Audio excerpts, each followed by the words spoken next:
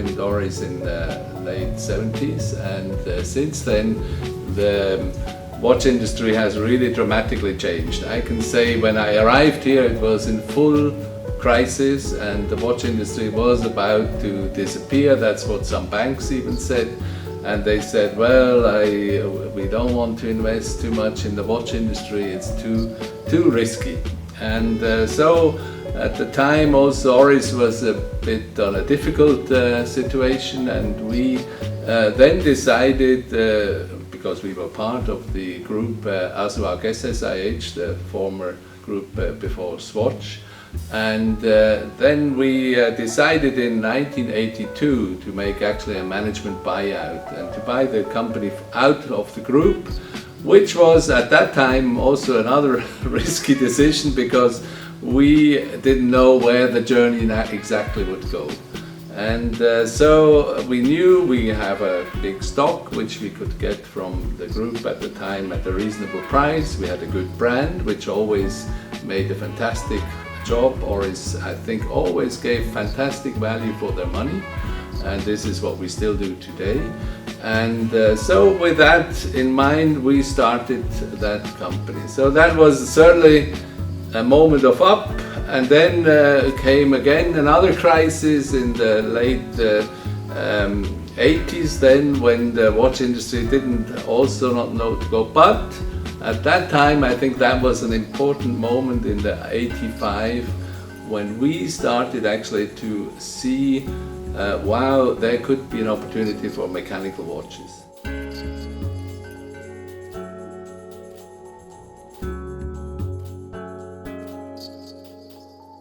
If you talk to anybody in the world, the Oris Big Crown has become a real synonymous for our brand also, because that is the beginning. That was in the range when, as I explained before, when we started with purely mechanical strategy.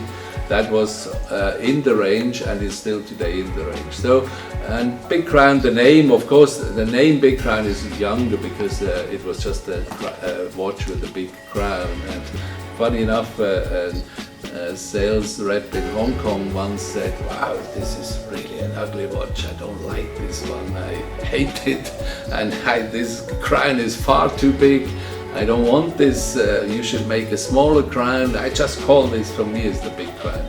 And that was really the moment that name was born, so the name isn't that old like the watch itself. Actually, when we started with the Big Crown, with the point-to-date movement in 1939, that was our first aviation watch we launched, and that was the moment the Big Crown actually was born. And together with the movement, with the point-to-date movement. And that point-to-date movement is still in our collection, a little bit different engine behind, but the movement as such and the visual, the dial is still on the same presentation or same look like it has been in the 1938.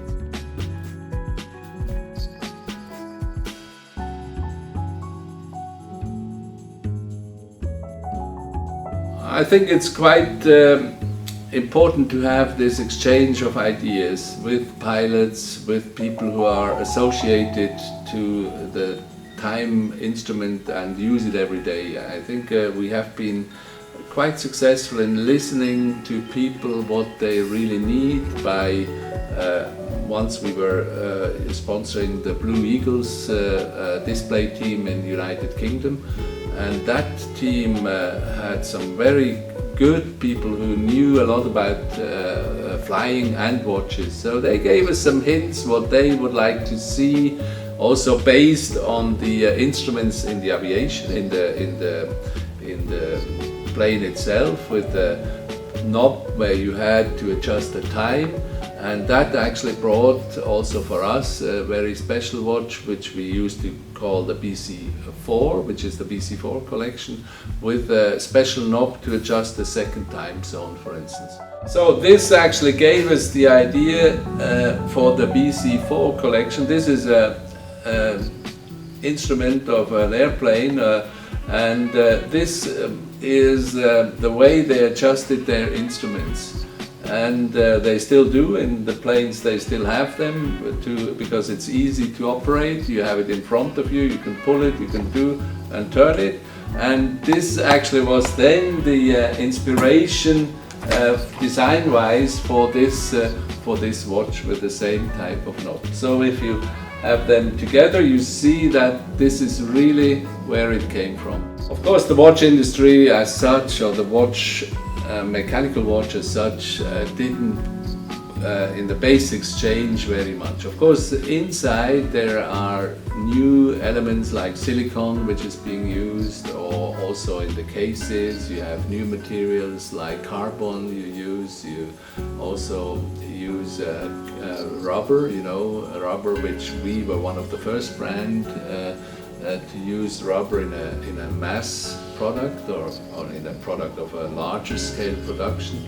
And I think this helped us also to differentiate from others, because we always try to find new elements to be used. Also, technology in sapphire crystal cutting is enormous. What progress have been made, because the cutting of sapphire used to be very expensive in the past.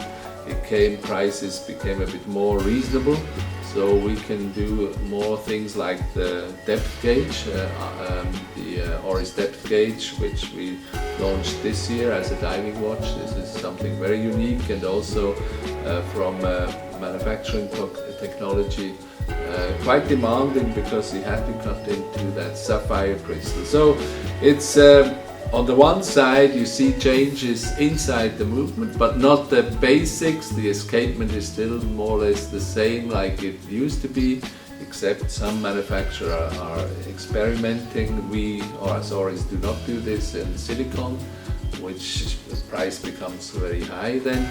But I can see that there is, particularly in the production technologies, there are a lot of changes which at the end product maybe you don't see it as much, but you just feel that there's more quality there. New materials in the outside, like ceramics, is being used. I think these are the elements which have been changed over the last 5-10 years.